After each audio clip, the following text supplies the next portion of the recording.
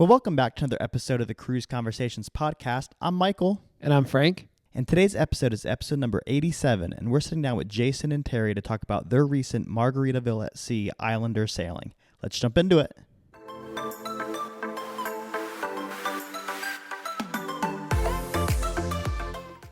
All right, well, we have some special guests today. We've got Jason back on the podcast, and we've got Terry. So welcome, both of you, onto the Cruise Conversations podcast. Thank guys. you. Hey, Jason, well, I'll stick with you for a second. So, Jason, I just looked at our app, and actually, you just broke our top 10 of all time on your Greek Isles review. So that was the first time you came on. Yeah, congratulations. Good deal. You're on the leaderboard now for the top 10 episodes. I think we're at what, Michael? Is this 87? 88? Yeah, episode 87. So there you go. Out of 87, you're top 10. Deal. But Good deal. Terry, we're excited to have you on. Welcome. We normally just let our guests do a quick intro. How many cruises have you been on? What cruise lines? What is your favorite trip? It doesn't have to be a cruise, but what is your favorite trip outside maybe of cruising that you've ever done? All right. Well, one, thank y'all for allowing me to be on the podcast. Jason and I had a good time on the cruise and kind of talked about doing this when we got back. So been looking forward to it. I'm kind of new to cruising. Jason and I have known each other for years, and the two couples, his wife, my wife, we had two other couples. We've all gone to church for many years together, and now we're all at different churches. But we were all getting together a year or so ago, and they talked us into finally getting my wife onto a cruise ship, and Jason helped to organize everything. And so now I've accomplished 3 cruises in the last 13 months. The 3 that we've been on was the MSC Seashore, which was the one that the 4 couples we all did together. And then in December, my wife and I took our 2 sons, 2 daughters-in-law, and 2 grandkids on the Allure of the Seas with Royal Caribbean. And then Jason and I had this one planned since last summer. And so now the Margaritaville At Sea Islander. My favorite of the 3, it's kind of a tie. The first one was it was my first cruise, so it kind of holds that spot as my favorite. But I'd say the Margaritaville was pretty close. A lot of positives to it compared to the MSC. Nice. That's funny because we just got off Allure of the Seas 2 weeks ago, and we just recorded a recap last week. So it was good to hear that you were also on that one. But yeah, we're excited to hear about it. I think, Michael, what is this? Our second episode ever talking about Margaritaville at Sea. So good to bring some content around that. So this was a military appreciation cruise. So first of all, thank you guys. I guess you had a special deal. Maybe it's not the full cruise, but you guys had a special offer being military. So thank you for your service. We do appreciate that. And hopefully you guys get to go back on another Margaritaville at Sea cruise again, just, using this offer. So that's awesome. I love that they do that, taking care of the veterans. Yeah, it was pretty cool, the whole Hero Self-Raid.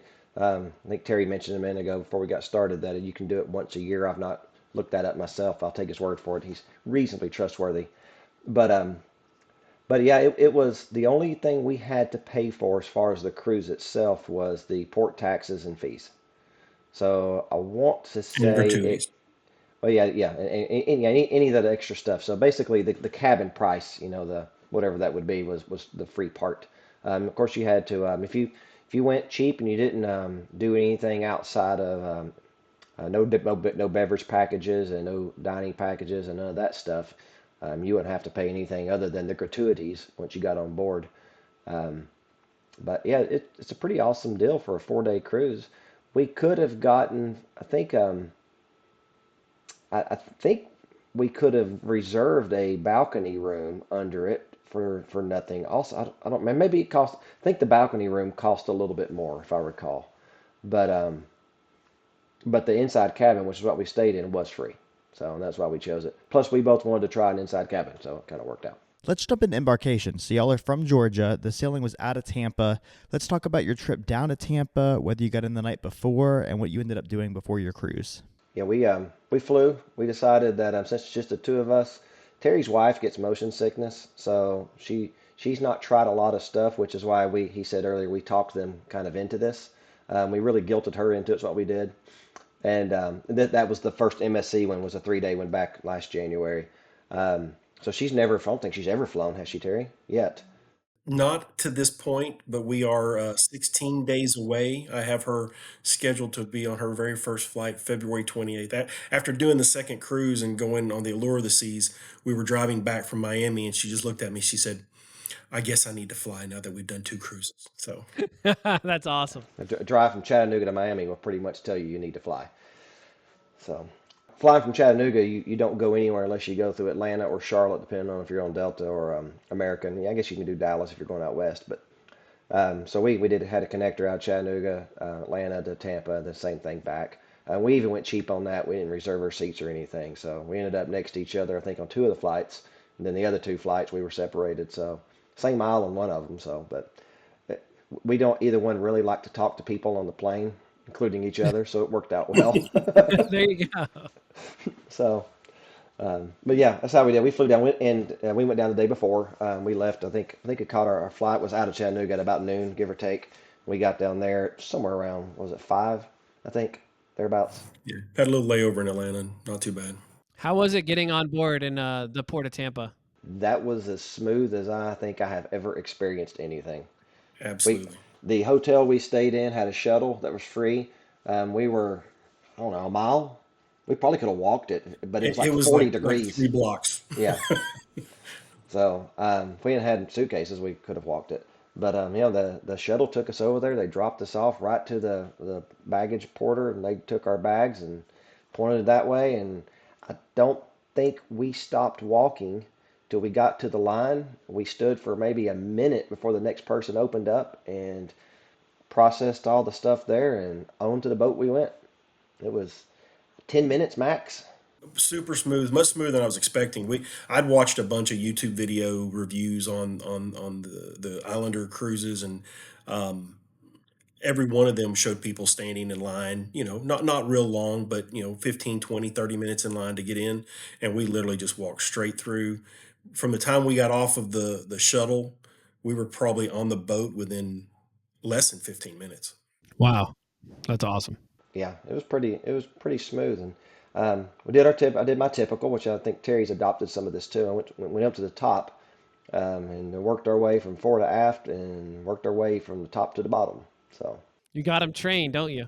Well, now in my defense, on the first cruise, we got on the boat with the MSC, and I'd watched probably 25 videos, and I'm like, hey guys, okay, if we go down this hallway, this is where. Have you been here before? I'm like, no, I just watched a bunch of videos. But and he'd watched a lot more videos on this one than I had. I watched a few. One thing I will note for anybody out there considering Margaritaville at Sea, if you look at reviews, you watch YouTube videos, you're usually going to find people who love it and people who hate it. There's not a lot of people who are indifferent to it. Well, where are you guys? I guess let's wait for the end. Let's wait for the end. I think we've already given away a little bit, but we'll wait for the end. No, the embarkation was cool. We walked the entire ship. I will say this that Terry asked one of the, I guess somebody wearing, the bars on their collar, so it was an officer of some sort, flagged them down one day. And we're sitting in the buffet and asked what the capacity of the ship was, or what we were selling at, and they said that we were just under 50% capacity. And I looked up, capacity is 2,700, so 1,300 or so people on the boat. Oh my gosh, It was, and it felt it. I mean, it was nice and roomy. that is crazy. It was nice. No wonder they're giving this thing away, Jason. Yeah. So it may be, maybe I think they're trying to get. I read the other day. Correct me if I'm wrong, but I think I read where they're looking at bringing in another ship. The gentleman who was the friends with the cruise director, ZJ's buddy, didn't he mention? I think when we were talking to him the last night of the cruise that they were looking to buy a third boat and put it into the rotation. All right, let's talk about some first impressions you had when you first got on the Islander. Like we said, this is an older ship. It was recently just rebranded to Margaritaville and the Jimmy Buffett brand. You probably entered into the main atrium lobby when you walked onto the ship. What were your first impressions when you entered the lobby? Impressed. I agree. Hey, you walk into the, I guess it's deck 2, where the flip flop lounge is, Yeah. and the flip flop atrium. And it's got a big old huge flip flop sitting there. And you walk right into it, and then the bar's over here, and it's got a stairwell up here, and it's a little small. Of course, it's a smaller ship, a little smaller area as maybe MSC is much larger and large boats like that. But it was impressive. I mean, there were no complaints from me about it. It was, plus the atrium is open all the way to the top, so you can look up and you can see, and they got different different things hanging through there. And it's pretty cool looking.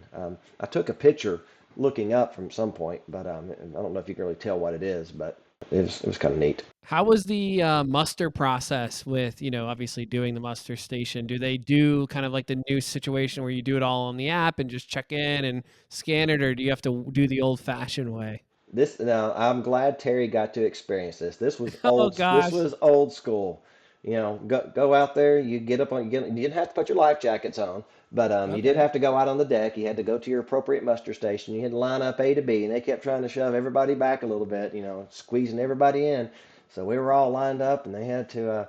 I don't know. I don't know if they were counting or what they were doing, or I don't. I don't know that they were keeping 100% track. To be honest with you, maybe they were somehow. And then they went through all their stuff, and you know how it is when you're like on an airline, they're telling you about all stuff, same principle there, and they're showing you how to put a life jacket on and all that stuff. No, but it was no go somewhere and scan and check in and you're good to go. This was go. I liked that. I don't know that I would want to do it every time, and I wouldn't want to do it on a 6,000 passenger vessel. But it was cool on this one, yeah, because there's only 1,300 people on it, so it didn't take long. What did it take us? Probably about 15, 20 minutes, Terry. Yeah, I mean, we weren't out there very long, but it was very interesting. They just get everybody in rows and okay, step back a step, okay, okay, step back another step, and you're like, I can't. You're right on top of each other. Yeah, this wouldn't have flown during COVID. No, No. not a chance.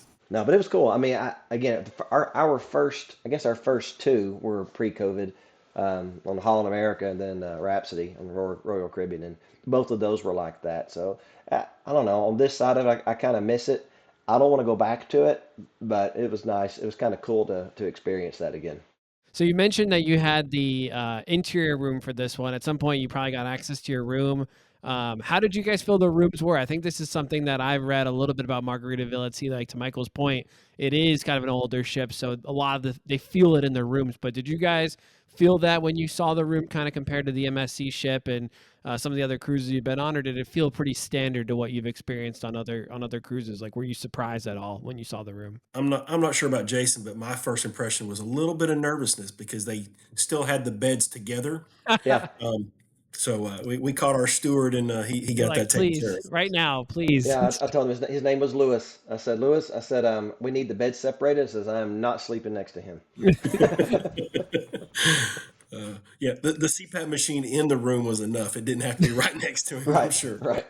Right in So between you guys. that's right. If we would have built a little wall with covers or something. No, the room was standard. When it's standard interior room, or I guess sometimes the ocean view rooms are set up the same way, where you walk in and the beds are straight ahead. And when we first went in, it was the full size or queen, whatever, the double twin beds together with the nightstands on the edges, and my arms are outside the screen there. But we had to move so that the beds were on the outside and the nightstands were in the middle. But honestly, I feel that the inside rooms, or even an ocean view room I've stayed in before, feels roomier than the balcony room. And I think that's because you just don't have because the balcony room is kind of sideways like a hotel room is. Yeah. You just don't have the more wide space there like you do in these, where, to take a line from Step Brothers, there was so much more room for activities. Yeah, exactly. And you could tell the $30 million renovation that Margaritaville at Sea did for the ship. You could see the details. They had like a custom pillow that said Islander on it, on the beds, and they put in new mirrors, and the mirrors had the power button on the front of it where it would light up around the perimeter, and had little flip flops engraved in the corner of the mirror. And they did the things they could without, like they didn't strip out the restrooms.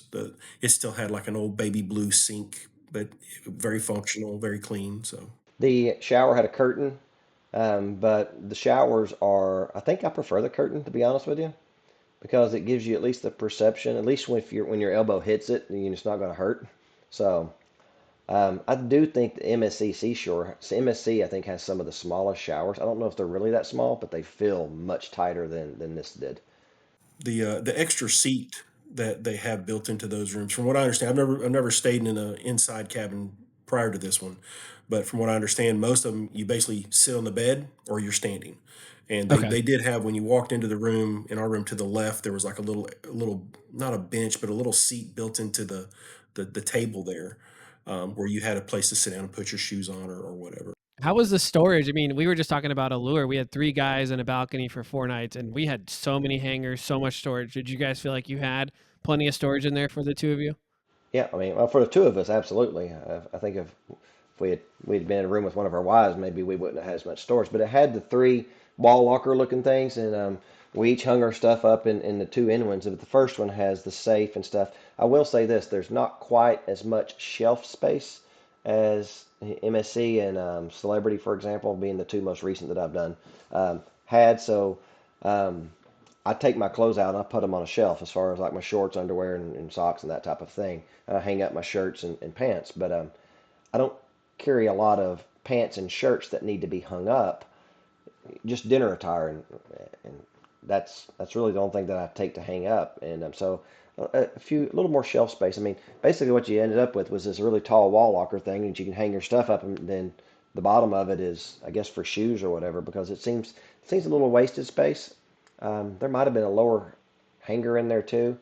So I guess if somebody else wanted to share it, you could, but there wasn't enough hangers for that one as well.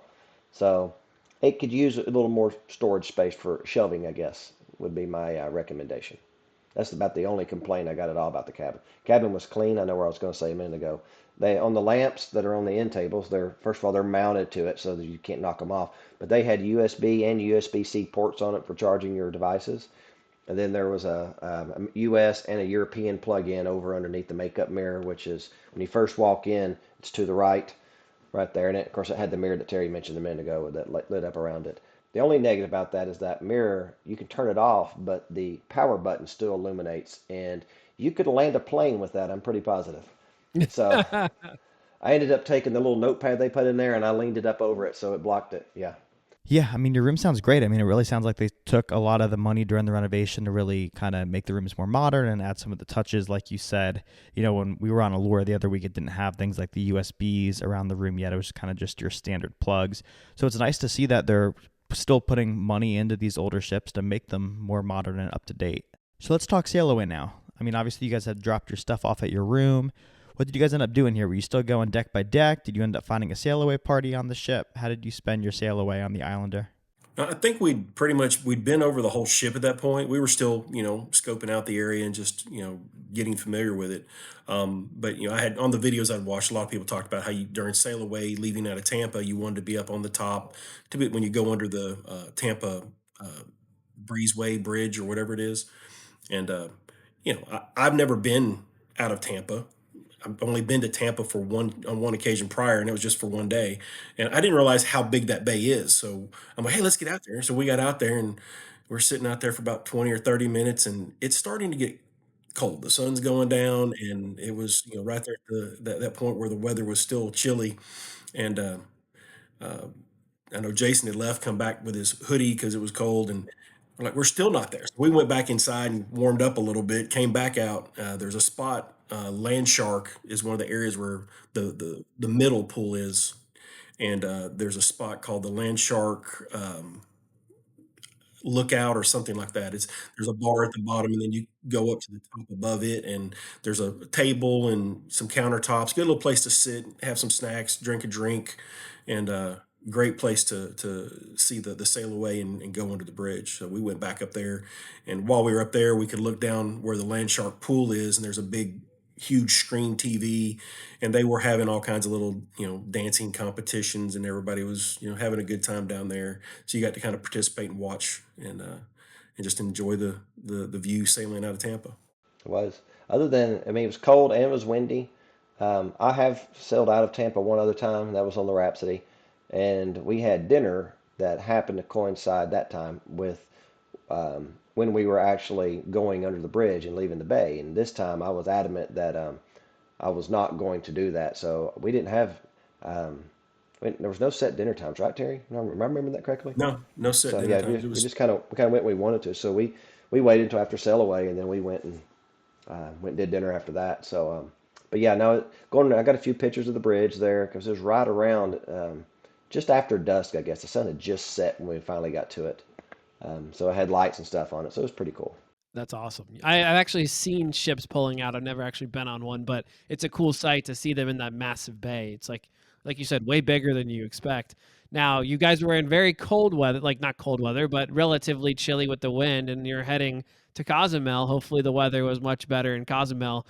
This was your only stop on the 4-night cruise. You got a sea day. We'll kind of talk about those 2 sea days in a second. But have you guys, I think, obviously, Jason, you've been to Cozumel before. Terry, have you ever been to Cozumel, and what did your time end up looking like at this port? No, have never been to Cozumel. Both of my other cruises were Nassau and the private islands for the other two cruise lines. So I was really looking forward to this. And Cozumel didn't let us down. We got there, and of course, we planned an excursion. We looked at all the different ones that were offered, and they had a pretty good variety of different opportunities. And we narrowed it down to 2 or 3 over dinner one night, and decided to do the catamaran, snorkel, and then private beach getaway that they had. So we Nice. got off the Islander, went over right off of the boat, and the catamaran was 5 minutes away, docked right next to us. Got on the catamaran. They offered free soft drinks and free margaritas once we got on board, and headed out about a 20-minute trip. Got to snorkel for about an hour. First time for me, so I had a ball with that. Super excited. A little too excited because when I got off the catamaran, I jumped into the water and immediately got a mouthful of salt water. So sit there coughing for the first 5 minutes I'm in the water. But beautiful seeing the fish and the reefs, and just being out there was amazing. Then we headed back in, got back on the catamaran, and they spent about another 30 minutes taking us to their private island getaway, which was amazing, just very relaxing. Or more accurately, they took us to the hammocks that we parked ourselves in for the next Yes, hour. exactly, So exactly. Was this one through the cruise line, or did you book it on like a Viator or one of the now other? Through the cruise the line. cruise line. Okay. So now I don't really have much to add there. Well, a few little details, I guess, is that this actually docked at the southern dock Okay. on Cozumel. They had a southern and the northern one. I'd only ever been to the north one. I was a little disappointed in that because there was this tequila place specifically from the north one that I wanted to go hit, but it's like a 10-minute taxi drive up to the other one, and I didn't want to fool with that. So, um, but other than that, it was nice to see something new. The other one, the north one, it seems to be a little more open. Um, this looked, I don't know, it was a little more controlled, I guess. I don't know how to describe the way it looks, but I like the north one better, I think.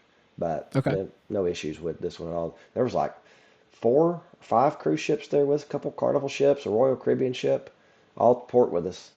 Yeah, there were 4 at the port where we were, and then there were 2 more that we could see at the North Port. Yes, that's correct. Wow. Yeah, so there's like six boats there at the same time. So it's pretty crazy.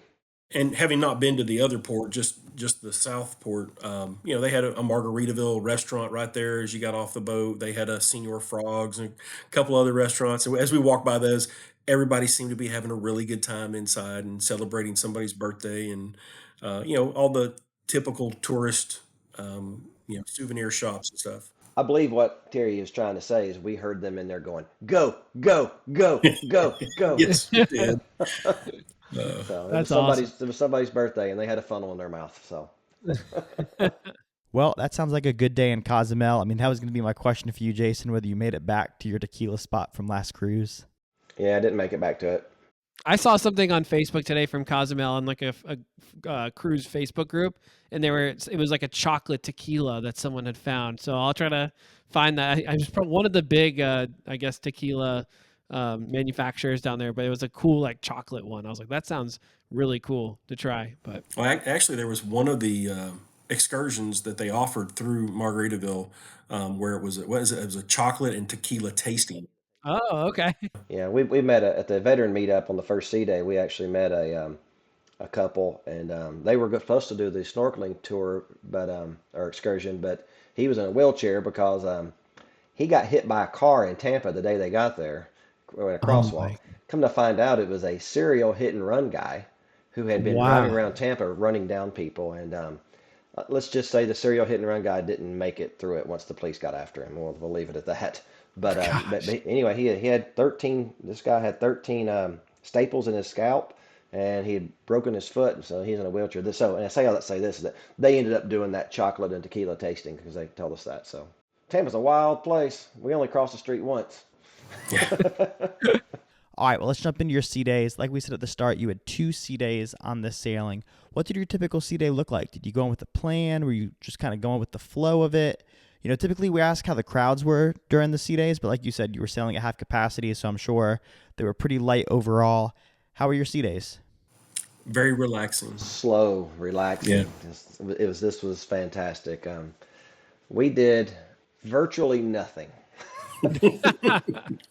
We did hit a show each night, but other than that, I think it was the Friday sea day.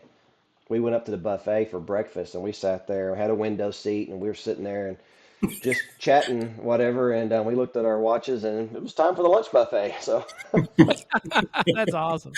but Yeah. um, but no, it was nice. It was relaxing. I told him at least once. I said I keep feeling like there's something I need to go do, but nothing. It was nice. I mean, But there were plenty of things to do. The ship had a lot of different activities going on. A lot of them were not things that really interested us very much, um, but there was still opportunities to do things and be active. But I was looking at this cruise as an opportunity, one, to check out the boat and see if there's something maybe I can get my wife to go on sometime in the future, and the other was just to relax. And this is the first time I've been on a cruise that included sea days. It was great. Yeah. That's awesome. Like you guys mentioned food, so I feel like that's a good transition since I know you guys ate well. Let's talk a little bit about the different food you had on board. Where did you find yourselves eating most of your breakfasts and lunches throughout the day? And it sounds like you did go to the main dining room. How was that experience? And yeah, did you add any specialty dining? Kind of talk us through your game plan for food while you're on board the 4-night cruise. free. That was what we were looking for. That's Free exactly. Um, included. they do have two upgrade restaurants. One is part of the main dining room, but it's upstairs, and it Okay. appeared to be a little fancier version. Maybe it had different offerings. I'm not positive on that. And then they had a B. JWB JWB. steakhouse. They had that, so you could go there for an extra charge as well. We did not explore either of those, and we did, like you said, we did main dining for dinner every night. Um, but for breakfast and lunch, we did the buffet. I will Or say that, cheeseburger in paradise. yeah, well, Cheeseburger in Paradise, and they had a taco bar too that was on the opposite side of the ship from Cheeseburger in Paradise. Um, that Terry hit one of the days. I never did do that. I went back down there Cheeseburger, and then they had Frank and Lola's. Is that it, Terry? Frank and Lola's Frank and pizza. Lola's Pizzeria, which is on the, if you're at the buffet, you had to walk all the way around to the other side of it, basically, and that's where Frank and Lola's was. Frank and Lola's was also your um, dining spot of choice at 11:30. So if you wanted Okay. pizza, so it's open. I think it was open till 2 or 3 a.m. I forget. Two or three, yeah. Yeah, but if I had a complaint, and I guess this is a complaint, the dining options were limited, and I don't mean just because there was only 3 or 4 options for restaurants. Even the buffet was very small. It was just, this is it, and it was mirrored on the other side. So it was basically one station, whatever they were serving for the day. You either ate that or you went and got a cheeseburger or a taco or pizza. So same thing for breakfast, everything. It was just very limited to what the choice. I have no idea what the buffet offered for dinner because we never went. Um, we never went up there for dinner. Even matter of fact, I never even crossed my mind. The last night, after seeing the menu, I kind of wished we went to the buffet. And it wasn't that the food that we got wasn't good. It was that it was not something that I would have chosen. Everything that we ate, actually, I had no qualms about. It was very, very good. And I will say this about the main dining room: the portions, I believe, are larger than any cruise ship I've been on. The three I've been on, the one thing I can compare consistent between the three in the main dining room, I had a steak dinner on each boat, and they were all good. But Margaritaville, I would say, was the best of the three steak dinners I had, and definitely the portions. One night, well, there was a couple nights I had different chicken meals, but there was one night they literally brought out half a chicken. I mean, it was a wing, Hmm. a breast, a thigh, and a drumstick. I was like, wow. That's crazy. And maybe do you think that's because they have less options? Because I feel like with when we were on our cruise, Michael, we were ordering like usually 3 appetizers, like we were sharing like probably 2 to 3 entrees like on our last cruise. But do you think it's just because their menu is smaller, so they just like you're only gonna get one thing? That's possible because on you could order as many appetizers and desserts as you want, and I think we both ordered two appetizers and desserts each night, Okay. and then the entrees. If you want an additional entree, there was a $7 upcharge on that. And then they did have a few options, like if you wanted not prime rib, but a tenderloin or something like that. They had you could I think it was 19.99. There's 4 or 5 options, a little insert in the menu. Um, but no, I had beef tenderloin, not beef tenderloin, pork tenderloin the first night, and it was more than enough to see pork belly and shrimp cocktail. Then I had ravioli for my main dish the second night. And again, they brought the shrimp cocktail, there was only 3 shrimp, so they brought me 2. So technically, I had 3 appetizers that night. Wow. But but on other cruises, when I've left the dining room, there's been times where we've gone from the dining room straight to the buffet because the portions were just, as Americans, we're used to eating probably way too much. Um, but the portions were small, and we would go straight up there and eat something else. Um, at least 2 of the nights, it was several hours before the thought of eating, even going upstairs and getting a dessert, was not even in something that I was would consider because I was stuffed. Now we did it every night, but it did take a couple hours before we could Yes, go. yes, that's what I'm trying to say. We didn't go straight to the buffet. We went to other things first. And I would go as far as saying I'm one of those all about cleaning my plate. There were a couple nights I couldn't finish everything that I'd ordered. I was like, if I eat any more, I'm going to be stuffed. So one thing to note, y'all mentioned the second floor of the dining room was kind of the upcharge restaurant, right? So my parents were actually just on like a week or two, I think, before y'all sailed, and I guess like you mentioned, Margaritaville at Sea, they don't have the set dining times, and you just drop in whenever.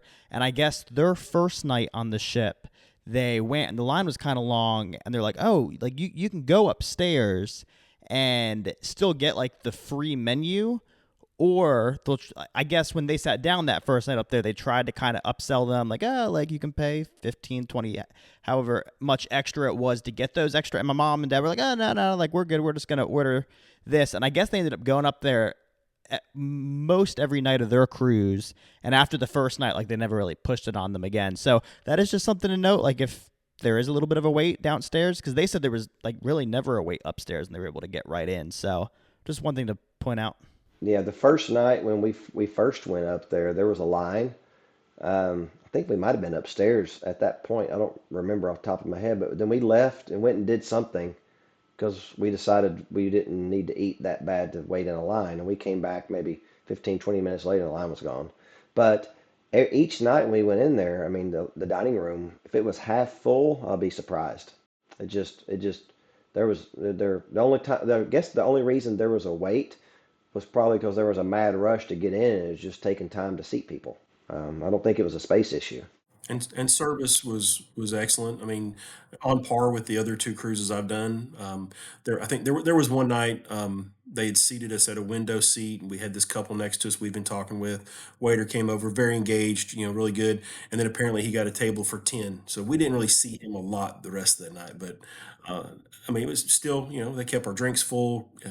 Food came out quick, warm, tasted good, no complaints. I think Jason mentioned it. The buffet, the food was good on the buffet. It was just limited. It's just a smaller buffet, maybe a third of the size of what we saw on MSC. Yeah, and most of the other cruise lines at the buffet, they have an Asian section or a Hispanic section, or you have different choices. This didn't have that. That Okay. was it. So whatever that was, that's what you were eating. Unless you went and did something else. I don't know what, but I guess pizza. But the for breakfast, the Frank and Lola's was an omelet bar, so you could go over there and get an omelet for breakfast. Um, That's nice. I and like the that. and the taco bar, they were actually looked like they were making eggs out there too. I don't know if they were making omelets or if you could just go get your eggs scrambled or fried or whatever out there. I'd never walked over to the cheeseburger side, or excuse me, cheeseburger in paradise side to see what if anything they were doing for breakfast. So our room was on the port side of the ship, and when I would go up the stairs, I would end up walking down the port side of the ship. We were four. The buffet is, I guess, on the aft side of midship. I guess it's midship mostly, but well, it's behind the pool, so I guess it would be considered aft of midship. So, but yeah, I never walked over there to see what they offered for breakfast, if anything. There was a soft serve ice cream place right by the taco bar on the port side of the ship. It's kind of hidden in there a little bit. You got to kind of look for it, and there's a server there who would fill it up for you. So Terry kept frequenting it, and I tried to stop him, but he ended up seducing me into it, and I ended up getting an ice cream, despite my Yeah. attempts It not didn't to. take a lot of convincing. No, it didn't. It was basically, hey, there's ice cream over there. So, Yeah. but Yeah, casually. He had that yes, pre-planned to walk that way. And Jason mentioned, the buffet was there, not a lot of options. And if you didn't want that, you did have the other two options with the cheeseburger in paradise and the taco bar. The cheeseburger in paradise was a great option. oh, it was. It was I think fantastic. we ate what, three different times I there. think so. And the burgers were delicious. They come out juicy. They're not dried up. Then they have a little side bar that you can go to, and you can put all your toppings and stuff. And it wasn't just your lettuce, tomato, onion, and mayonnaise and ketchup. They had sautéed mushrooms, Hmm. Oh sautéed wow. onions, some extra little toppings and stuff, and sides. Put on some Heinz 57 and A1. Just add a little flavor to it. And then the taco bar, I tried it the last day, and was really good. They had beef, pork, and chicken options, so I got one of each. Um, and pretty actually kind of wish I had done it a day or two earlier. That sounds awesome. I love that they have both of those. Kind of like you said, if you don't want the buffet, you can go grab something and quick and easy and coming out hot. So that's always great. That was probably the one of the negatives on the MSC cruise, and I love the cruise, was that your options were the buffet or the main dining room. Period. That was it. I think that's a lot of feedback, Michael, that we hear too on the MSC side is that there just isn't as much free dining around the ship unless you are doing the main dining room in the buffet. So that's a good point, Terry.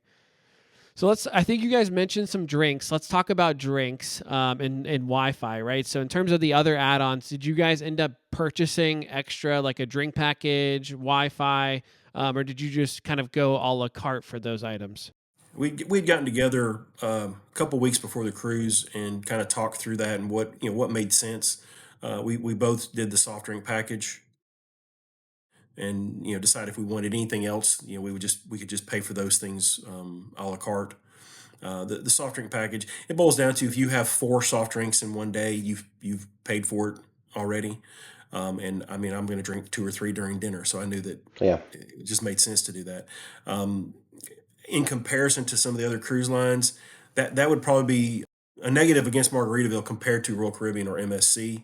MSC, I think when we went on it last January, had the best drink package as far as soft drinks. You could just walk up and say, "Hey, I'd like a Coke," or "I'd like a Coke and a Sprite," and they would give you a cup of ice, and you could go sit down. Royal Caribbean, they give you their drink cups, and you take it over to their Coke machines, or you can walk up to a bar and ask for a drink. That's fine too. But with this drink package on Margaritaville, it was essentially you walk up to a bar, or well, I guess just to the bars Yeah. to get a drink, and they would pour it into your cup. He was like, "Well, can I just get the rest of that can and take with me?" Sure, for $2.95.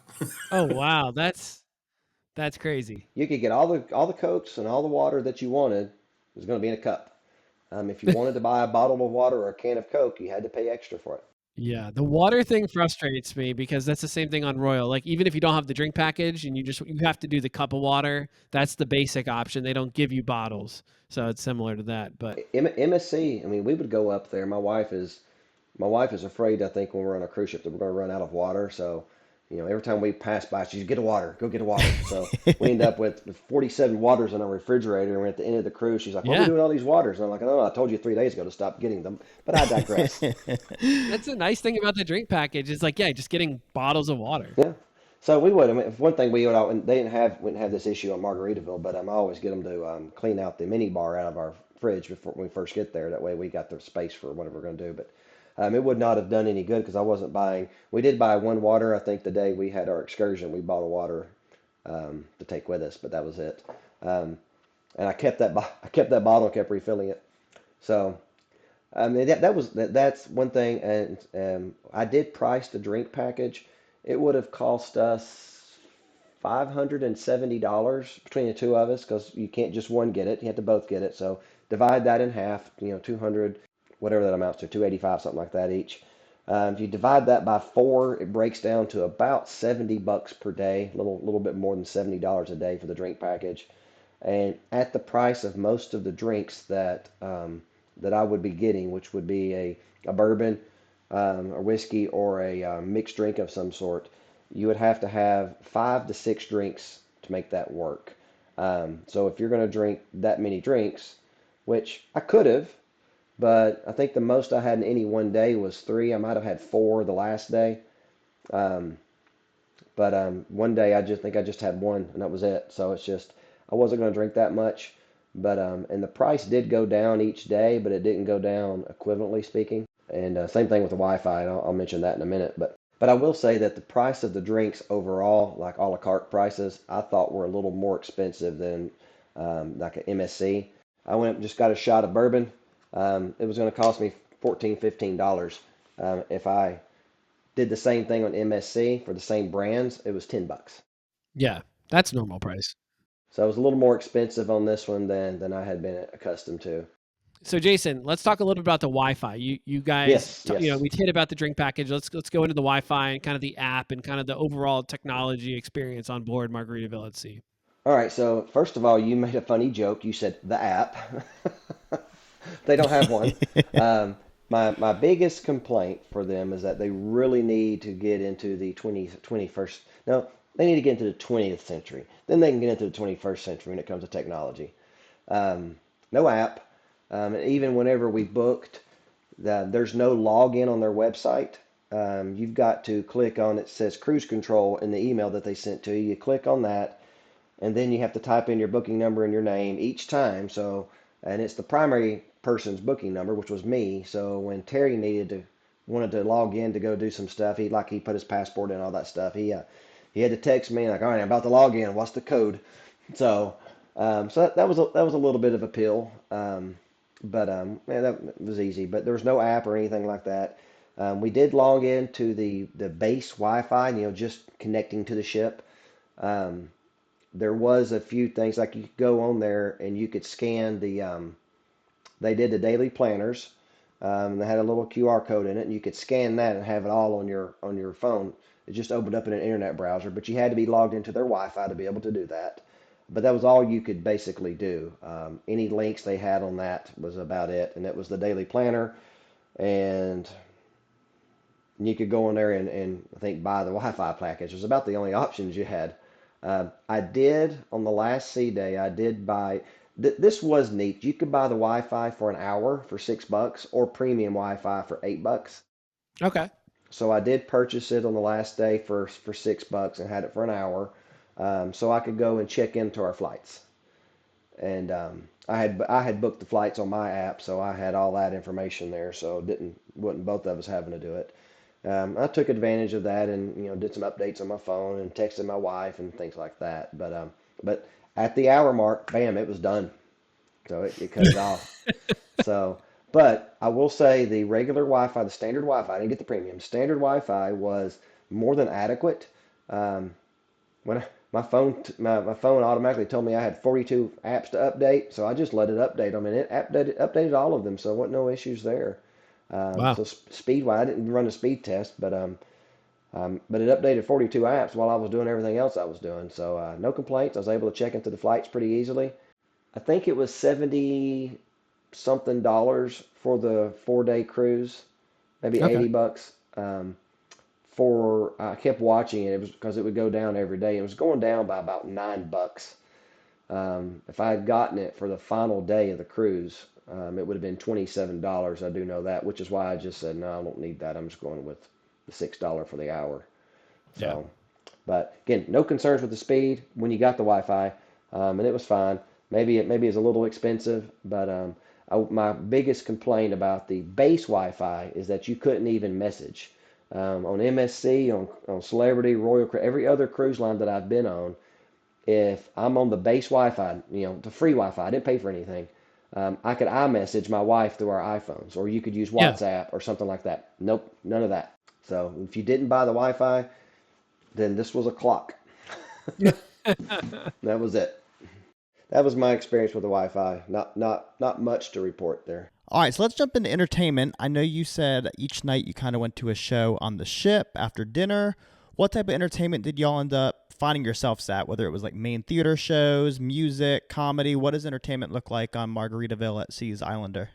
Well, the first night, well, we went to one every night in the main theater. The first night they did a variety show, which was basically just giving you a little taste of what the next 3 nights were going to look like. And having only been on the other two cruises, I didn't really know what to expect as far as entertainment. I'd seen the videos and stuff, but on MSC, I was not impressed with the entertainment. We remember going to a magician. He was Italian, and you could barely understand him. And then on Royal Caribbean, we went to the dive show and had some good entertainment there. And I was very pleased with the entertainment on Margaritaville at Sea. The first night, like I said, they gave you a little taste. They had the singers and the dancers and the acrobats out there, and then the comedian came out and gave a mini taste of his show that was clean for everybody present. Magician came out, did a little show, um, and then the next nights were just kind of a building on that. The next night was the Conky Tonk review that the singers and the dancers and acrobats came out and put on a really good show to mostly, country music and Jimmy Buffett style songs. Nice. Lots of really good costume changes and stuff in between. So hold on the second night there, the Conky Tonk thing. They went straight for, what was it, 45-minute shows, I think. Yeah, yeah. Um, yeah, they had quite a few of them there. They were pretty talented. I'll give them props. And the stage rising, lowering, and moving, and then a big thing dropping. They had acrobats, and one of the acrobats would like grab a hold of the strap, and it would lift him up by his teeth. And Wow. Wow. then the female acrobat, who I think was his partner, would hang on to his legs, and they're both being held up by his teeth. And I'm like, no, no, no, I'm not. You're not even gonna hang on to me by my legs when I'm holding on my arms. So no, especially not my teeth. But it was pretty entertaining there. So yeah, that was day two. Um, and day three. Go ahead, Terry. The magician got out and he did a really good show. I'm one of those, I always sit there trying to figure out what it is they're doing. And I think I figured out a couple of his tricks, but yeah, still a great show. Yeah. The comedian, he He, came he out was and he was an illusionist, he yeah, yeah. wasn't really doing magic. What? No, see, it's not It true. wasn't real, Terry. The comedian, after seeing his initial thing during the review, I was not expecting to really find him very funny. But when he came out and kind of cut loose with his adult show, he was hilarious. He was. He Very, was. very impressed. Then the last night, the singers and dancers and the acrobats came back out, and the theme was more Caribbean music and Caribbean themed songs, and just some amazing costumes and lots of color. And I was just really impressed with the entertainment overall. Yeah, the last one was called Caribbean Heat Remix, and it was I would say an extended version of the first night of the variety type thing where they kind of threw a bunch of stuff together. But it was pretty good. I mean, it was unique. It wasn't just a redux of what we'd already seen. By the way, the magician's name was Charlie DeCarlo, and the comedian's name is Oscar Calazos.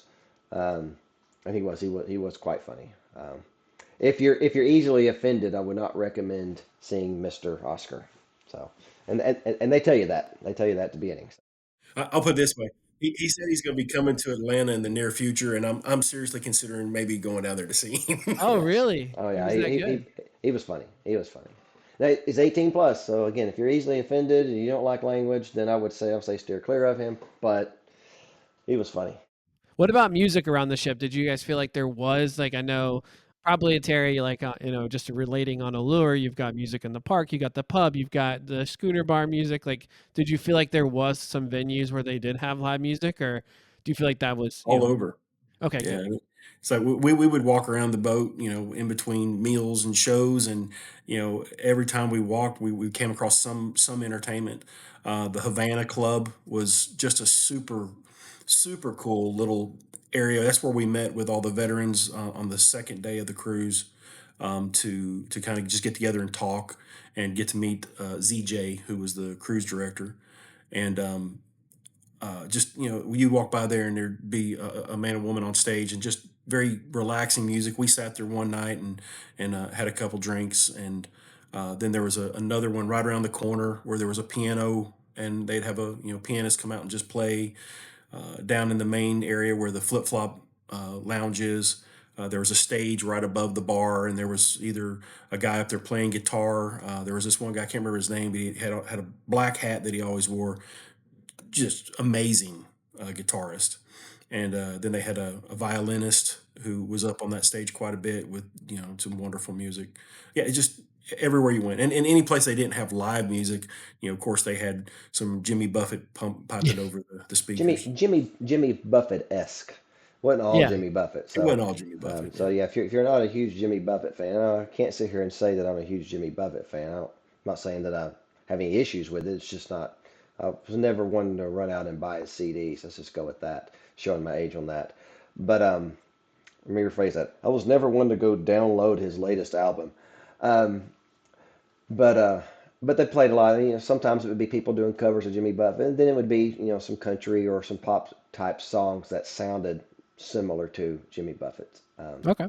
But no, all of the Terry said, I thought all of the stuff was good. And one thing I did note too that smaller ship, and their bars like pretty close together in comparison, but there was no music bleed. You'd literally walk through one area into the other, and you would hit an area of um, speaker music versus the live music before you'd get to the next one. So there was no concerns with that. Um, I don't recall being able to hear any type. We were on the sixth deck. We were towards the fore of the ship. Um, I think I counted. We were 3 or 4 from the very front inside cabin, and I think there were only like maybe 6 other cabins even occupied in the section that we were in. So it was pretty quiet. So I Yeah. had no complaints there either. But I don't know if this is part of entertainment, but I'm going to put it in there. Terry mentioned the veteran meetup. Um, I've only missed the veteran meetup on one cruise ship that I saw that they were having it, and that was the Rhapsody, I think. So I've gone to all of these, and MSC had a pretty good one. And I think we talked about that when I was on the podcast back in the fall with Garrett. But this was amazing. Um, the first sea day, they did one in the Havana Lounge there that Terry mentioned, and it was all the veterans in there. We just kind of chatting, and ZJ, the cruise director, she came around and she was chatting with different people, and she took some basic information from several of the, I guess, a couple from each branch, and so they obviously don't do the Hero Sail Free program on every cruise. There's certain ones that you can do it. So on the ones they have, it's stocked pretty heavily with veterans and their families. The second sea day, they had a Salute the Heroes Yeah. program in the Flip Flop Lounge there, the main atrium, Flip Flop atrium. They first of all they had a lady sing the national anthem that did a phenomenal job. And then ZJ made a few comments there, and she had an American flag unfurled hanging off the balcony and 2 veterans holding it up. And then she had each branch come up. She called each branch up, and they would come out and stand on the stage as best they could. Um, as usual, the Army was the biggest because they'll let anybody in. But such as Terry. Um, but but I will say the Marine Corps wasn't the smallest represented branch. There was probably about 8 of us. The Coast Guard was. There was only one Coast Guard guy on there. That's Um, that's pretty cool though. but uh, but then once they had all us up there, then they played each of our hymns and we sang along with that. So that was pretty awesome too, hearing all the veterans sing their respective hymns, and then they had people come up on the stairs on each side with the flags for each of the branches. It was pretty awesome. For all the ones I've been to, this hands down was the best little ceremony that I have seen with the veterans thing. She did start off by saying some cruises give you a challenge coin, some will give you some sort of a voucher. She said we give you a free cruise. I'd rather have that for sure. Yes, so Absolutely. it was. I mean, I guess it is part of the entertainment, but it was definitely a pretty awesome, pretty moving ceremony there. So kudos to them for that. We were talking to one of the gentlemen who actually knows ZJ. They both live in Las Vegas. Um, he told us that the cruise director is completely in control of what they do. So this was all her. So I know ZJ's Wow. listening to this podcast because that's probably tops on her list. So when she hears this, hey, Thank you. thanks. Yes. Yeah. And considering the fact that she's not even an American citizen at this point, That's and correct. She's the, Australian. the patriotism that oozes from her was very very clear. She's an Australian by birth and is in her process of getting her citizenship for the U.S. Um, but what I was going to add to that is it was of the three I've been on, this was by far the best ceremony and recognition for the veterans. But in addition to the veterans, that Heroes program that Margaritaville at Sea runs, it also includes your first responders, police, fire, Yeah. EMS, and then also extends out to teachers and healthcare workers. Oh, And nice. so Well, the bigger part of this was recognizing the service members and bringing out the flags and playing our songs. But then at the end, they also asked all of the first responders and teachers and healthcare workers to also raise their hand or step out and be recognized. yeah, there are probably 200 veterans, maybe It 100, was really close to 200. Yeah, 150 to 200 easily, plus the first responders, et cetera. And there's probably another 50, 70 of those that came up to the stage there. yeah. So it was pretty cool. I'd say easily 25% of the ship was of that demographic of veterans, first responders, whatever. They're free basically. So, Wow. but pretty awesome, pretty awesome. I mean, I'd say with the ship layout, this is something we actually discussed on the boat, was the fact that we were on the sixth floor worked out really well because we were either going to some entertainment so we could just drop down 3 floors, or we were going upstairs to get some food or going out to the to look out over the water, and so we'd head up 3 floors. So Yeah. they had pretty much everything laid out where most of your entertainment was on the second and third floor. There was one, the Coral Reef Lounge, which we went to one night, which was super cool. I love the layout. It was they were more like couches with a table in front of each area. So even if the place was packed, you didn't feel like you were stuffed On in there. top of It somebody, was yeah. very roomy. But second, and third floors were essentially your entertainment floors, and then uh, the ninth and 10th floors were where you had your pools and your outdoor. Yeah, the casino was on the second deck, and it was smoke free. I'm trying to Nice. verify that I'm right. It was smoke free, but it might have been on the third, one or the other. But it was smoke free, and but the biggest negative to it was is that you couldn't. And maybe this was a positive. You couldn't charge your spendings to your room card. You had to have Oh, cash. Or, that's interesting. so um, so that was a negative from that thing. Now again, it was a positive because it limited my spending. Correct. Yep. Overall, I would consider that to be, they should work on that. They should work I on that. That's less money in their pocket. right. I did read where you could charge it to your card for for a surcharge of some sort. I don't know, some percentage, but I did not experience how to make that happen. And when I asked, they said you had to pay cash. So I don't know. Maybe that was a misprint in some of their paperwork.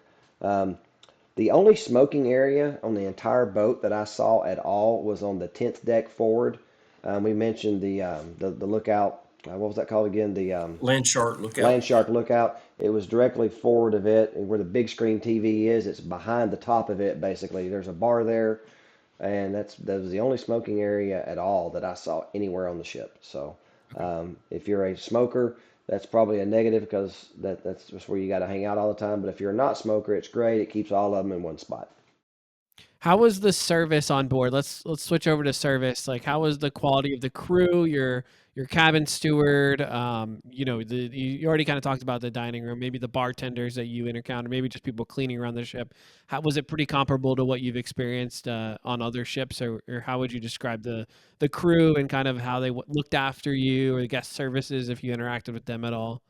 Lewis, our cabin steward, was fantastic. They actually they still make towel animals. So we had a different towel animal. I got the pictures of them, towel animal every night, or every morning, Yes. whenever he did it. Still doing twice a day turn down, makeup and then turn down. In Ooh, that's fact, nice. the only cruise line I've now done MSC, Celebrity, Norwegian, and Margaritaville since the restart.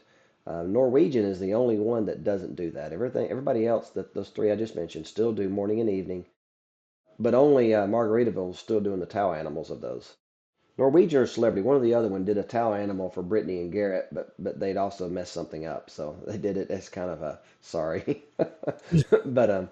but and we did hear on one of the announcements that there was some sort of a competition for each deck on who did the best towel animals, and I don't, but we never really quite figured out where that competition was being held and how you voted. We didn't look real hard, but we didn't know where that was. But did tow animals. He was fantastic. Anything we needed. Might have been in part because the area just wasn't very heavily populated. I don't know, but no, he was great. Okay. Um, we had one negative. It's a negative to me because I like having the same table and the same waiter each night because you kind of Yeah. develop a rapport. But we were in four different locations, had four different waiters each night. So, like Terry mentioned, that I think it was the second night we had a guy. He had a very big personality and he was a lot of fun. But we ended up being back in that area and as slightly populated as it was, I suppose we could have asked, but we didn't. We just kind of let them take us wherever, so I didn't really have any huge issues. But I do like to get to know my waiter because that gives me a, I don't know, it's just part of the cruise experience. I agree with that. And on the last cruise that I did with the Royal Caribbean on the Allure, I took my family with me, and my youngest son is a celiac patient, so he has to be careful with gluten. And then my grandson has peanut allergies. So having that consistent wait staff each night, and them knowing your concerns and being able to take care of you on a lure was a wonderful part. My son and grandson both commented while they were on the boat about how great it was. And so having a setup like Margaritaville does, where you walk in and you may have a different wait staff each night, it's a disadvantage. But if you don't have those type of concerns, it's workable. It gives you the flexibility as far as what time you eat, because you may not want to eat at the same time every night, and Yeah. so there's pros and cons. Yeah. And as far as the bartenders, we didn't frequent any one bar um, consistently, so we really didn't get to know any of the bartenders. But overall, I didn't have any issues. They were all pretty friendly, and um, they were busy, not slammed. I would say that probably had more to do with the capacity of the number of people on the boat. But so we did go up to the bar, the Land Shark bar. I think it was the last day, and we were the only two sitting at the bar. And some guy walked up, and he was like, "Are y'all not busy?" He goes, "Yeah, we've been slammed all day." He said, "Just now slowed down." He looked at us, he goes, "Didn't it?" I'm like, "Yep, just slowed down." That's awesome. Yeah, but customer service overall was impressive. Definitely on par with the other two cruises we've been on, and particularly the room steward Lewis. From day one, he knew our names. Every time we walked past him, he greeted us with our names, and asking if we need anything, and just taking that extra, trying to exceed our expectations, and was very pleased. No complaints whatsoever with customer service throughout the boat. I did. The only time I've ever done this was our first cruise. I did confuse him on the first day because my first name is not Jason. So it's Michael, and they call me Michael, and I don't respond to Michael because it's not my name. I mean, I know it is legally. Sorry, Michael, but so I did tell him. He said, "Mr. Michael, Mr. Terry," and I'm like, "Yes." I said, "I actually go by Jason," and it just really messed him up. So I just let him call me Michael. I just okay, forget it. It actually wasn't So Nice. Aw. Michael; it was Mickle. yes, Mickle, but it was good. No complaints at all with the service. They were all fantastic, I thought. And I'll give another kudos to the cruise director. She was fantastic. She was great. Well, overall, sounds like y'all had a great cruise on the Islander. Had it come to an end at some point? How was the disembarkation process in Tampa? As smooth as the embarkation. We walked off. I think they said they have to clear customs. They put approximate times. I think it was 7:15. And then at 7:15 they would start. Maybe was it 8:15? 7:15. 7:15. 7:15. So 7:15 they let off any of the people who have purchased like the um, Skip the line upgrade. type thing? Yeah, skip the line. I can't remember the name of it now. The skip the line type program. They get them off. Then 7:30 they start allowing walk off um, passengers, and we did the walk off, and we walked off. We carried our luggage down to I think deck 3 or 2, 2. and I think the biggest holdup at all was when we were walking off doing the facial scan. It didn't recognize Terry, so Took 3 attempts. So, yeah, and we were sitting there the night before, and Jason said, it's going to be crowded at 7:30 when everybody's getting off. Why don't we just go eat breakfast? We've got to be out of the room by 8. So we went, grabbed some breakfast, came back, got our luggage and backpacks, and figured we'd let some of the crowd die down. And there was a line, but it was constantly moving, nice and slow, off the boat, through customs, outside, found a shuttle service, and $10 a head. So it took us to the airport and back to Tampa, and off we flew. Yeah. Then you start planning your next cruise, which we've already talked about. So there you Which go. I already have booked. Yeah. So let's before we get to that one, let's wrap up this one. I know Terry, you've already said that you definitely put this, either at the top or near the top of your cruising experience so far. Jason, what about you? I mean, you've been on a lot of different cruise lines. How do you kind of stack this one up against your other experiences? Who do you also think is a good target audience? Like, I mean, we have got a very large variety. I'm not going to call out the age group, but it's definitely not our age group that listens to this podcast the most. Who would you say is a good target audience for Margaritaville at Sea, and why? So if you're wanting to do the Heroes at Sea program, obviously veterans of any age would be a target audience. Um, Beyond that, just in general, um, I would say any age would be it. It's not a Holland America.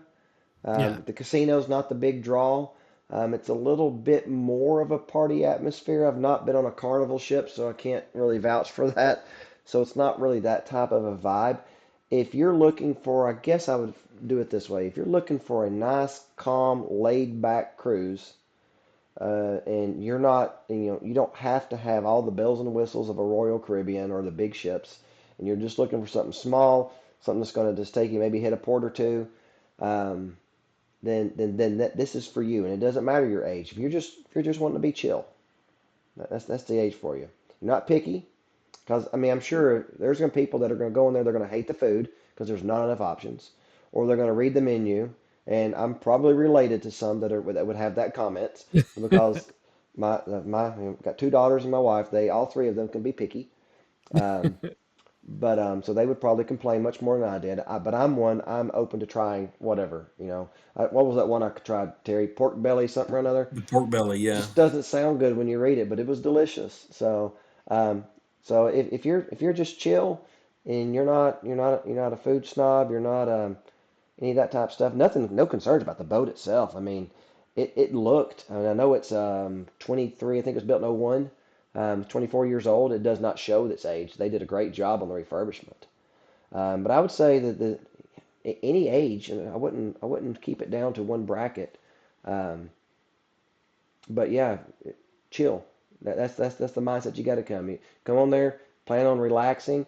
You're gonna have a show. You're gonna have there was a game show we did, the love and marriage version of that. We did that one afternoon, and just yeah, that's how I describe it. Terry, you yeah. No, I agree. That they've even got some kids programs in a kids area. We really didn't see much of that, but it's there. So families who want to bring their kids on, and play in the pool on their sea days, and there's a big water slide, and there's a playground up on the top deck. And actually there's some areas we didn't even talk about because we didn't really, there's a pickleball court and putt area all up on yeah. the top deck, so you're up there watching the ocean go by while you're playing these games, and cornhole and different things like that. um, any age would be appropriate. The heroes folks would be excited, any of them, to get this at the offer that's out there for that. um, One of the things we didn't mention, just talk about the fact that it's just kind of a chill atmosphere. There were a couple different times where I was like, hey man, I'm gonna just run downstairs for an hour or so and just read. I'd taken a book with me that I wanted to get some knocked out. And there's a little area down on I think it's the second floor. It's a hallway they call A1A, the Jimmy Buffett Yeah. honorary highway. And it's Yeah. just a hallway down the side of the boat with some port windows. You look out and sit at a table and just enjoy your time. Several little areas like that. Up by the Havana Club, there's another little sitting area, right off the side of the flip flop bar. There's another little sitting area. So if you want to sit and listen to music, or read, or just people watch.